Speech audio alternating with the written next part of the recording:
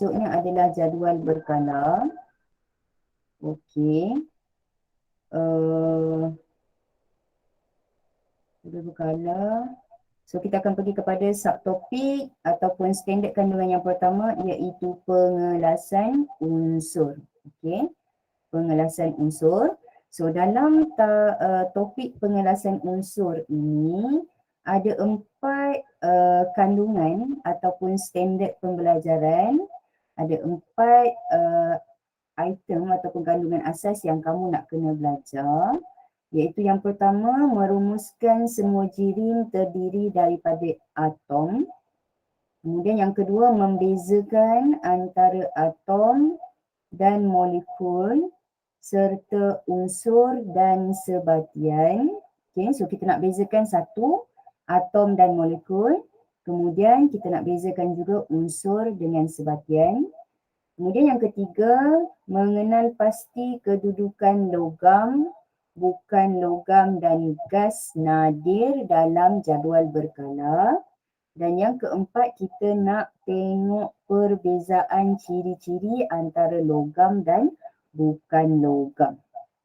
Okey, so kita pergi kepada yang pertama iaitu pengelasan unsur. Okey, so pengelasan unsur adalah merupakan semua benda yang mempunyai jisim dan memenuhi ruang dan ini adalah jirim. Okey, konsep jirim tu, apa dia jirim? Jirim adalah semua benda yang mempunyai jisim dan memenuhi ruang. Okey, kemudian jirim-jirim ini pula terdiri daripada zarah-zarah yang kecil dan diskrit yang disebut sebagai atom. So diskrit kat sini maksudnya seni, sangat-sangat kecil. Okey, sangat-sangat kecil. Contohnya kalau kamu kata ada satu botol yang kosong tidak berisi air, okey, botol tersebut masih mempunyai unsur yang memenuhi ruang dan mempunyai jisim yang kita sebut sebagai udara ataupun gas. Okey. Okey, kemudian kita kenal pula istilah yang baru iaitu atom. Atom ini adalah apa tadi cikgu dah sebut? Zarah-zarah kecil yang diskrit. Okey, zarah-zarah kecil adalah kecil. Kemudian kita tak boleh nampak dengan mata kasar. Okey. Itu adalah atom. Okey, atom hanya boleh dilihat menggunakan mikroskop elektron dengan pembesaran sehingga berjuta-juta kali ganda. Okey, maksudnya apa?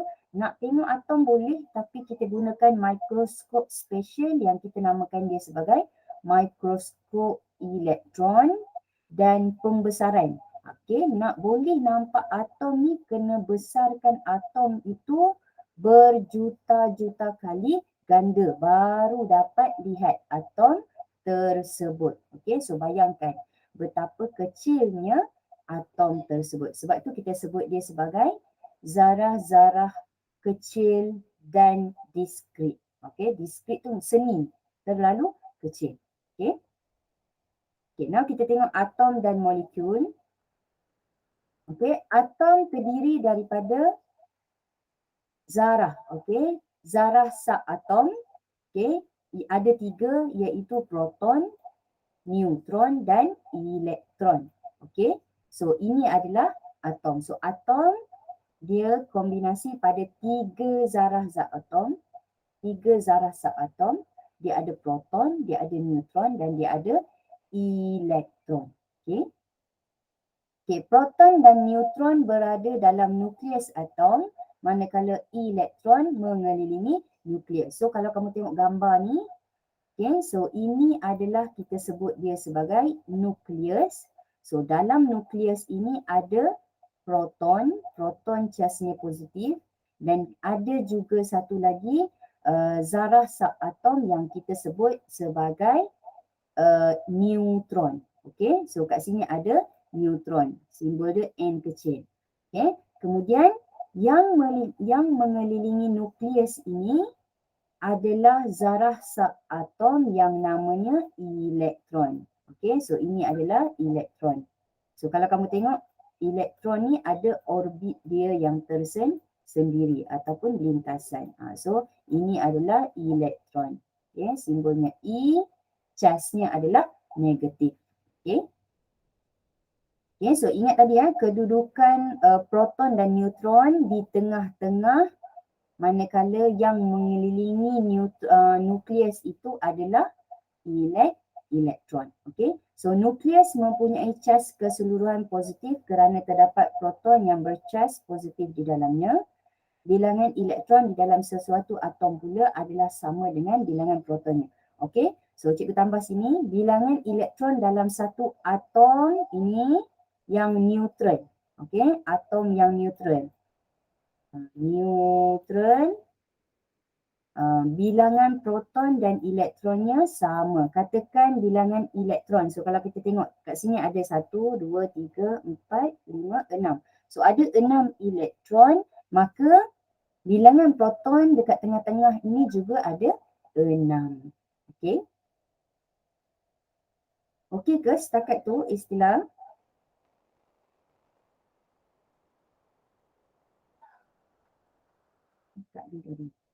Okey, seterusnya.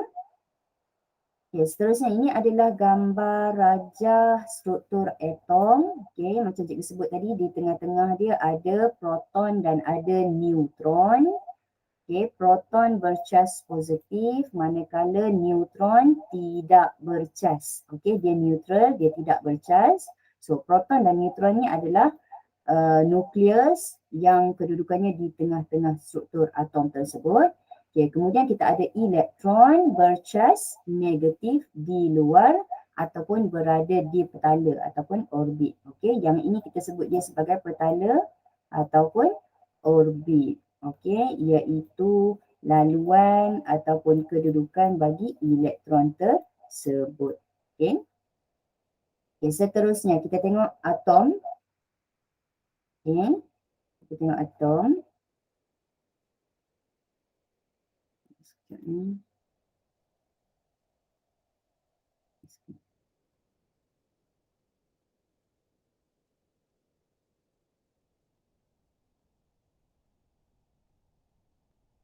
seterusnya kita tengok atom.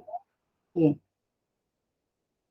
Okay, Johnston Stoney telah mencipta perkataan elektron pada tahun 1891. Okay, so ini adalah saintis yang mula-mula memperkenalkan perkataan elektron. Okay. Kemudian perkataan nukleus berasal daripada perkataan Yunani yang bermaksud little nut. Okay, kacang kecil. Okey, so seterusnya kita pergi pada unsur. Unsur ialah bahan yang paling ringkas. Okey, tidak boleh diuraikan secara kimia kepada dua atau lebih bahan yang lebih ringkas lagi. Okey, sebab apa? Sebab dia adalah unsur yang paling ringkas. Okey, terdapat hanya satu jenis zarah dalam setiap unsur. Selain besi, oksigen, hidrogen, aluminium, karbon dan kuprum juga merupakan unsur. Okay. Oksigen ialah satu unsur yang banyak terdapat di bumi. Okay. So oksigen dia adalah contoh kepada unsur dan dia paling banyak di bumi. Okay. Okay. So kita dapat lihat kat sini kita ada baldi. Baldi yang dia berbuat daripada logam yang namanya zinc. Okay. Jadi dalam baldi ini hanya ada satu unsur sahaja, zinc. Okay. Kemudian kita ada oksigen di dalam tabung oksigen. So dalam tabung oksigen ini tiada unsur lain selain daripada oksigen. Okay. So kalau kamu tengok pada gambar ni, okay, oksigen dia berpasangan. Okay, pasangan O2. Ataupun kita tulis dia sebagai O2 kat bawah. Okay, sebab ada dua unsur, oksigen membentuk gas oksigen. Okay, kemudian kita ada dalam gambar ni tong hidrogen. Okay, tong hidrogen. So dalam tong hidrogen ni mengandungi hanya unsur hidrogen sahaja. Okay, kemudian kita lihat paku besi. Okay, so dia ada ferrum.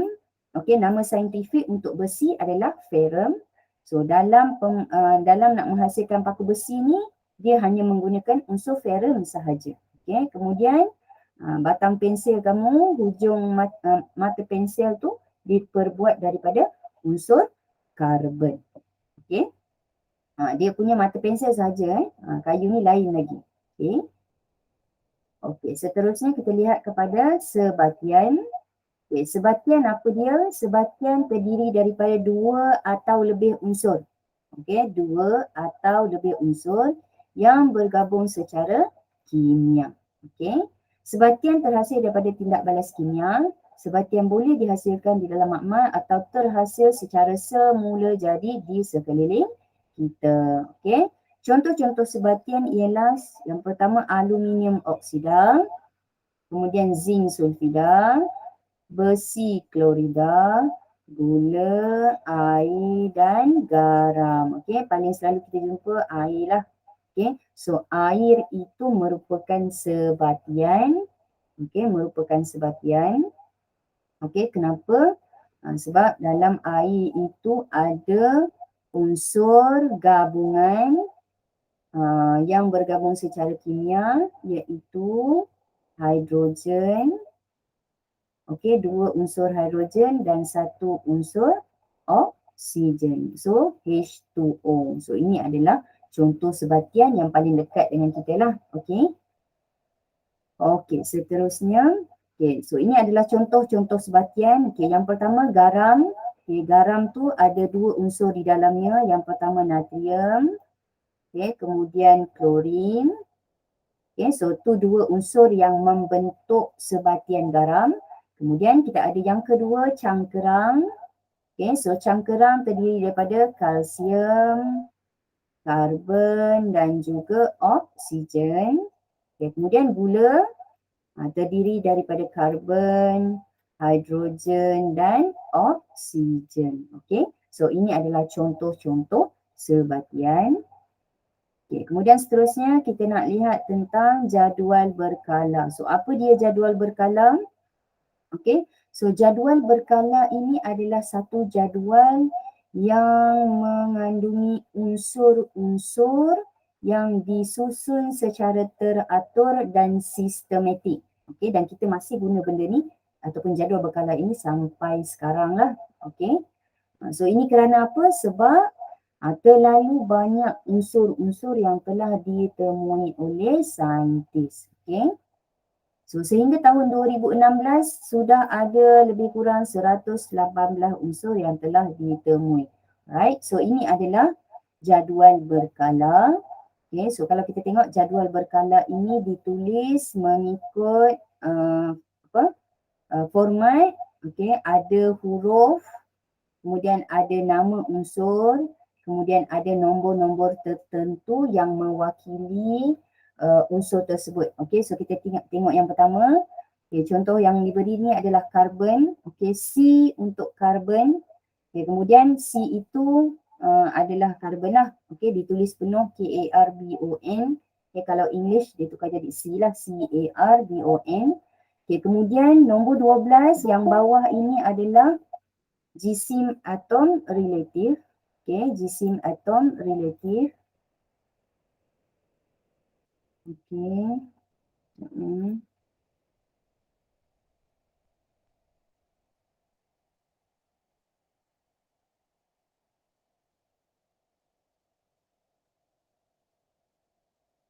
Okay, ada ini tu. Ini nanti lah.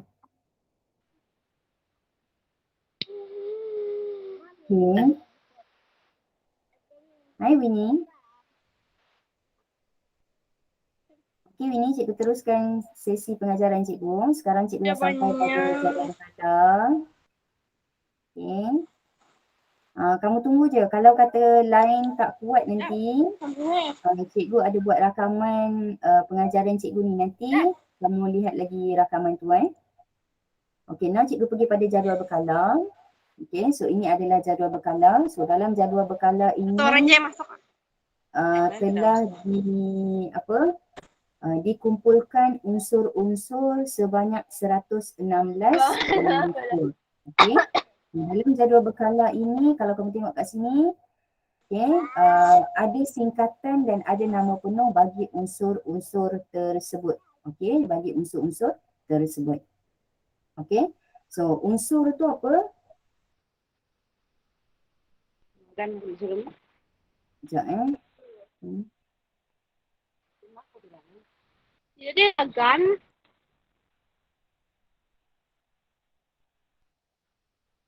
Udang. Dia dengar mah. Ada sabar.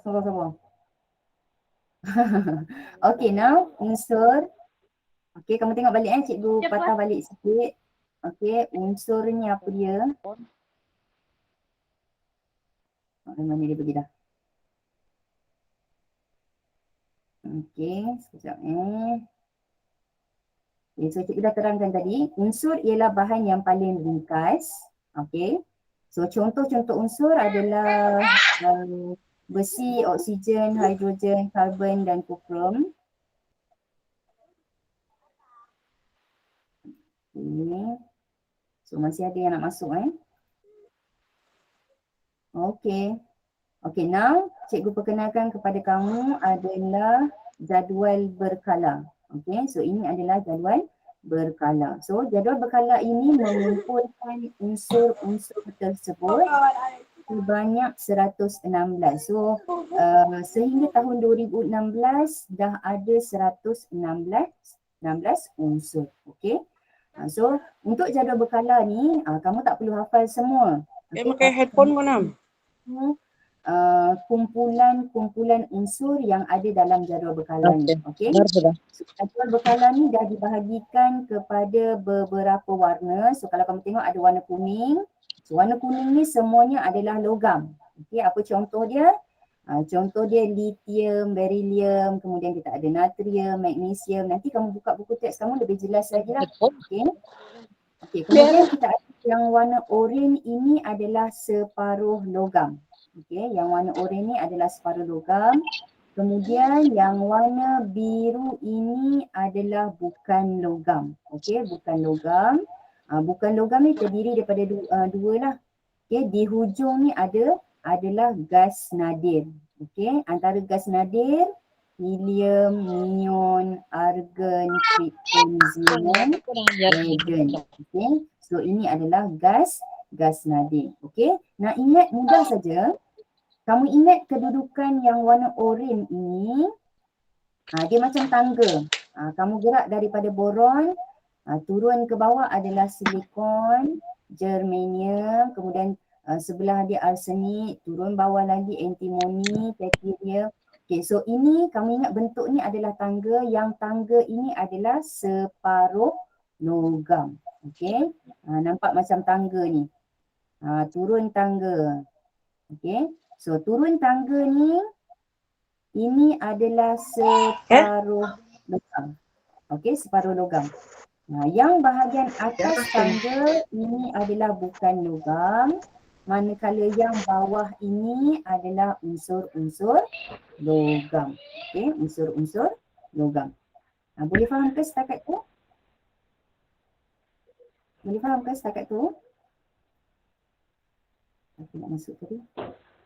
Okay. Okay, seterusnya. Okay, seterusnya jadual berkala.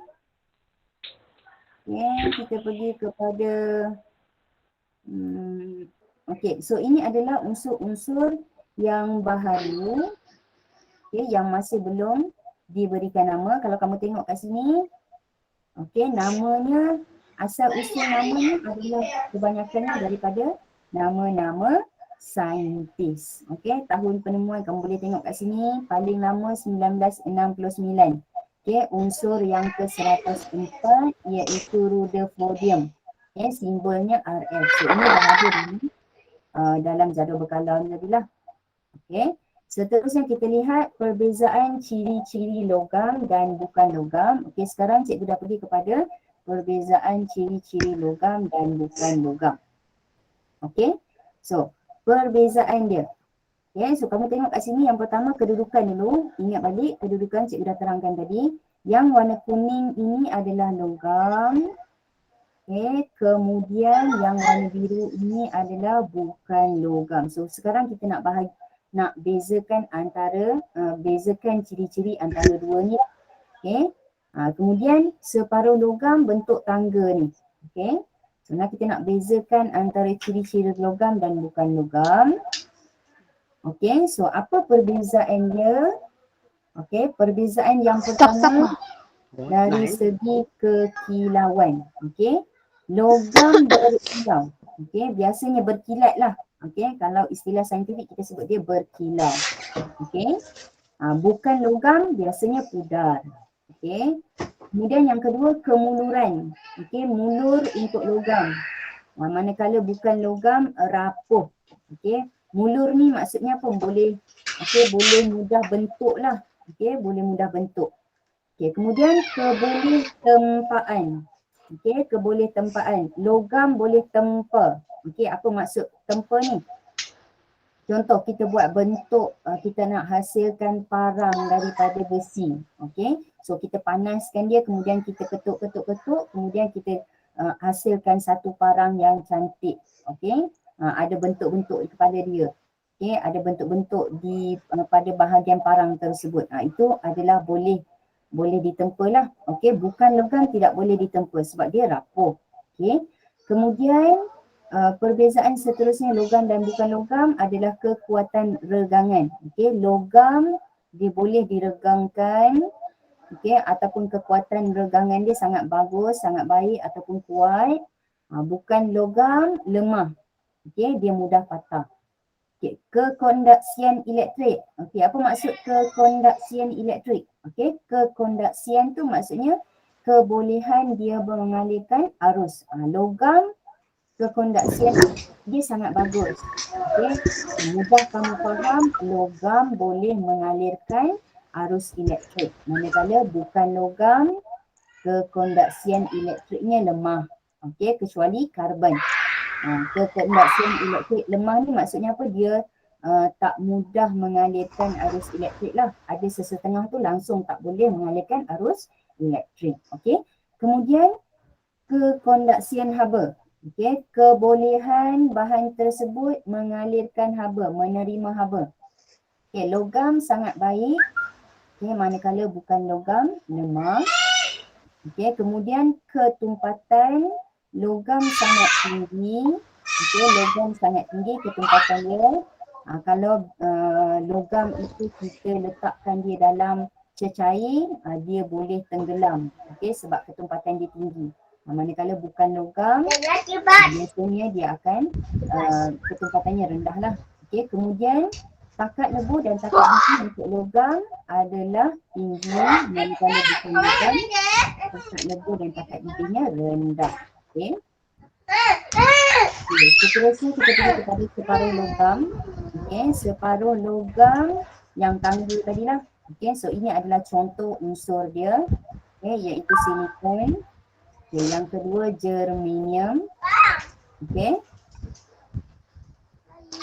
Okay, unsur-unsur ini mempunyai kedua-dua ciri antara logam dan bukan logam. Sebab itu dia dimasukkan dalam kumpulan separuh logam. Okay. Ini adalah logam aluminium. Okay, contoh logam. Yang pertama aluminium boleh ditempa dan dibentuk. Okay, kuat dan ringan. Pepejal yang panjang berwarna berwarna kelabu dan berkilat. Okay. So contoh dia apa? Aluminium foil lah. Okay, aluminium foil. Okay, kemudian logam yang seterusnya adalah besi. Okay.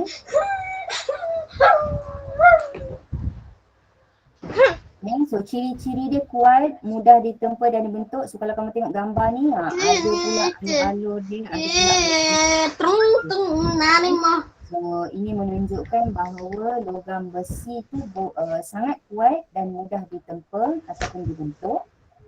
Okay. Bahan magnet, okay, boleh ditarik oleh magnet bar. Okay, konduktor elektrik yang baik dan pepejal yang berwarna. Seterusnya kuprum. Okey, so ini adalah contoh. Masih mana Kuprum. Ini sangat kuat, tahan karat, mulur. Okey, so apa dia mulur? Mudah dibentikan. Okey. Kemudian konduktor elektrik yang baik, dia boleh mengalirkan arus elektrik dalam kebanyakan bahan yang digunakan sebagai dawai untuk litar elektrik, kita gunakan kuprum lah. Okey. Berwarna coklat kemerahan. Okay, seterusnya adalah logam zinc. Okey, kuat, material yang berwarna kelabu, konduktor elektrik yang baik. Okay, so ini adalah contoh bukan logam, iaitu iodin. Masih mana Dia berwarna hitam. Kemudian berapi. Dia tidak selamat logam bukan logam iodin ni. Okey, boleh digunakan sebagai antiseptik, iaitu mencegah luka daripada jangkitan bakteria. Okey. Okay, seterusnya klorin. Okey. Gas yang berwarna kuning kehijauan, peluntur warna, beracun. Okey, kalau kamu tengok klorin ni biasa digunakan dalam sebagai bahan melunturkan warna. Okey. Dan dia digunakan sebagai bahan membunuh mata. Okey, seterusnya bukan logam sulfur. Diam ke? Okey, bukan logam iaitu sulfur. Serbuk pepejal berwarna kuning. Okay, dia beracun. Seterusnya bukan logam juga iaitu karbon. Pepejal berwarna hitam, licin, ringan dan dia merupakan unsur bukan logam, tetapi dia adalah bahan ataupun konduktor elektrik yang baik. Okey, so karbon ni dia adalah unsur yang bukan logam. Tadi kita sebut, cikgu dah terangkan tadi, logam adalah bahan yang boleh mengkonduksi mengalirkan arus elektrik dengan baik. Tapi kita ada satu unsur bukan logam iaitu karbon yang boleh mengalirkan arus elektrik. Okey. Okey, so ini adalah emas. So emas adalah unsur logam juga. Okey. Saintifik, nama saintifik untuk emas ni adalah aurum. Okey. So emas digunakan sebagai bahan perhiasan, menggunakan bahan perhiasan. So kalau kita tengok emas ni adalah logam yang paling stabil lah. Okey. Kena panas, kena air, dia tetap macam tu. Okey. Paling stabil tu maksudnya apa? Dia tidak bertindak balas menjadi bahan yang lain. Kalau besi kita biarkan dia di tengah panas ataupun dia terkena air, lama kelamaan dia besi akan berkarat. Okey, maksudnya apa? Besi tu dia bertindak balas dengan unsur sekeliling. Okey. Tapi emas dia adalah logam yang paling stabil. Okey, yang tidak bertindak balas dengan unsur-unsur sekeliling. Okey. Okey, digunakan dalam bidang pembinaan, pengangkutan kesihatan dan perubatan, pertanian dan perindustrian. So ini antara kegunaan-kegunaan unsur yang ada di muka bumi. Okay.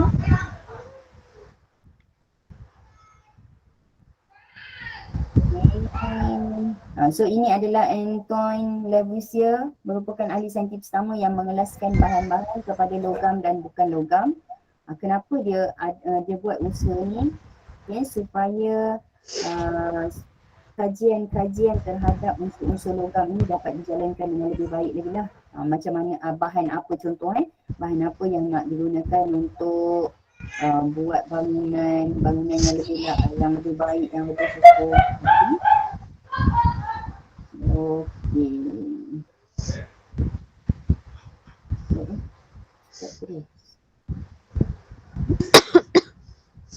Okey, itu saja untuk hari ini. Ada soalan ke nak tanya?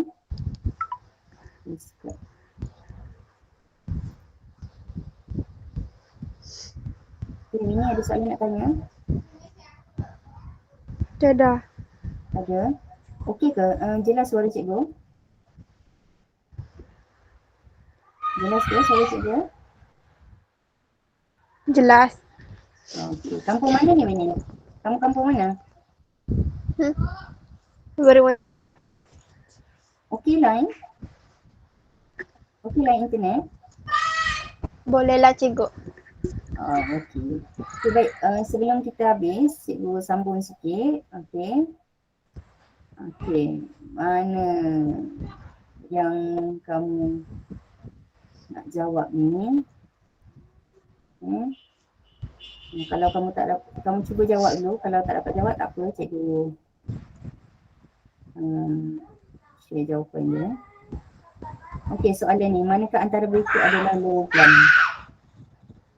Boron, xenon, magnesium, arsenik. Okey. Yang mana satu?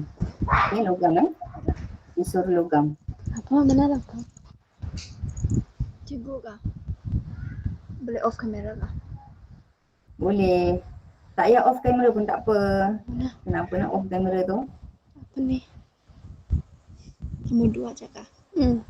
Kenapa? Beda yang mau cari. Okey. Mana jawapan dia? Mana logam? Mana satu logam? Mana antara berikut adalah logam? Pakai talian ayat ke ini? Okey. So yang mana satu adalah logam? Magnesium. Okey. So magnesium jawapan dia. Okey, boron, xenon. Boron ni adalah, kita tengok balik jadual berkala tadi. Sebab ni baru first. Okey. Stop pula. Ni tengok jadual berkala tadi balik. Kamu akan tahulah yang mana satu. So ni jadual berkala tadi, saya dah tunjuk dah. Okay, so unsur yang warna merah oranye ni, ini adalah separuh logam. Yang atas ni adalah bukan logam. Yang warna kuning ini semuanya adalah unsur logam. Okay, so magnesium ada di sini lah. Nampak cikgu punya ni ke? Cursor ni. Unsur selepas sebelah nombor 3 ni. Orang yang join kayaknya tagap. Ini adalah nombor 3. Okey. Pergi balik pada soalan tadi. Kita boleh dapat soalan objektif macam ni, kamu kena tengok satu persatu lah. Boron ni adalah bukan logam. Xenon ni adalah gas nadir. Dalam jadual berkala tadi hujung sekali. Okay, sekejap cikgu copy sekejap.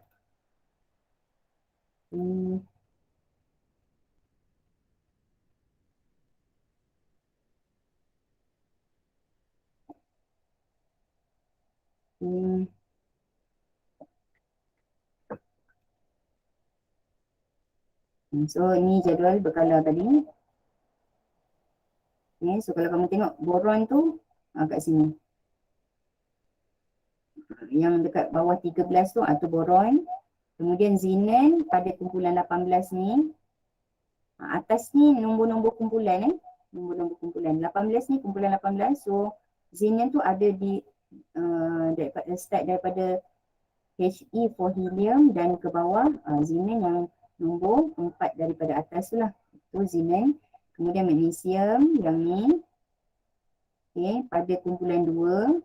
Okay, so kalau kamu tengok pada jadual berkala ni ada nombor 1, 2, 3, 4, 5, 6 sampai 18.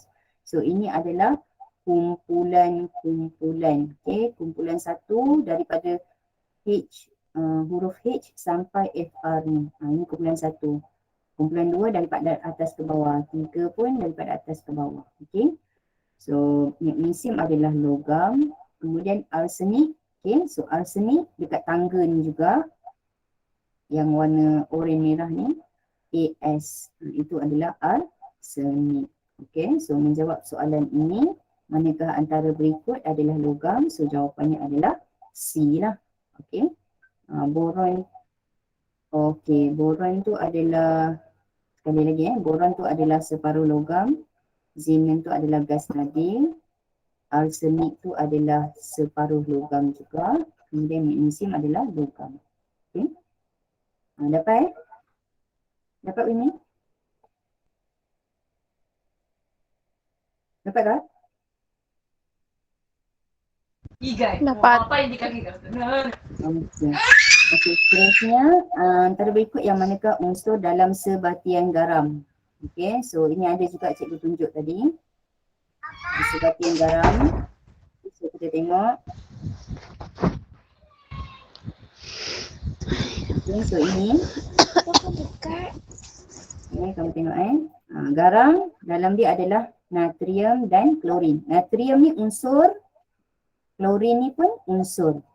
Bila bergabung natrium dan klorin, dia jadi sebatian. Okey, apa nama sebatian ni? Nama sebatian ni adalah garam. Okey. Kemudian kita ada kat sini cangkerang. Apa unsur yang ada dalam sebatian cangkerang ni?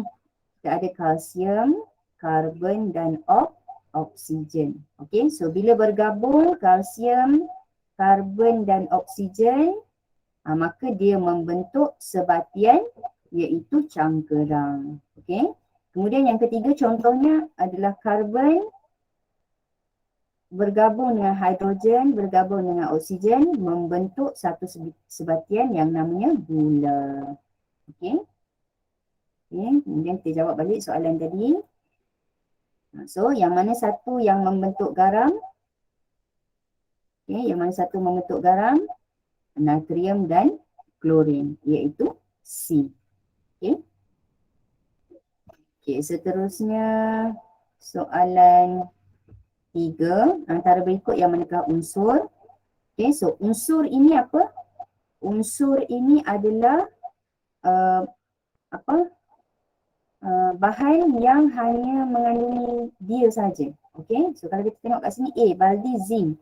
Okey, baldi itu dia diperbuat daripada zinc. Zinc itu adalah unsur lah. Kemudian kita ada B, tong hidrogen. So dalam tong hidrogen tu hanya ada gas hidrogen saja. Okey, kemudian C, tabung oksigen. Tabung oksigen cikgu tunjuk tadi gambar penyelam. Penyelam tu pakai tabung oksigen. So dalam tabung tu hanya ada unsur oksigen sahaja. Okey. So jawapannya A, B dan C. Yang manakah bukan? So kat sini bukan bukan. So bila sebut bukan, A, B, C adalah unsur. Manakala satu-satunya yang bukan unsur adalah cangkerang lah. Cangkerang ni apa dia? Cangkerang ni adalah sebatian. So jawapannya adalah C. B. Okey, jawapannya adalah B. Okey, kemudian soalan yang terakhir, soalan yang keempat. Berikut adalah gas nadir kecuali so A, helium, neon, radon dan oksigen. So yang ni semuanya adalah gas. Keempat-empat ni adalah gas. Tapi soalan tanya gas nadir. Okay, so gas nadir A, helium, yes, betul gas nadir. B, neon. Okay, neon adalah gas nadir juga. C adalah radon, radon adalah gas nadir juga. So kecuali di sini adalah oksigen. Okay, so oksigen adalah jawapan untuk soalan ini. Sebab kamu tengok kat sini ayat kecuali. Okay. Okay, so kita dah sampai ke akhir sesi pengajaran untuk hari ini. Okay, Winnie ada soalan nak tanya ke? Boleh faham yang cikgu ajar? Tak ada Boleh faham ke? Boleh faham? Boleh. Alright. Faham. Okay, nanti tengok balik buku teks ni. Kalau ada soalan nak tanya cikgu, boleh PM terus dalam grup sains kita, okay? Okey, cikgu. Alright, itu saja untuk hari ini. Terima kasih banyak-banyak Winnie dah hadir kelas cikgu. Terima kasih, cikgu. Alright, selamat pagi.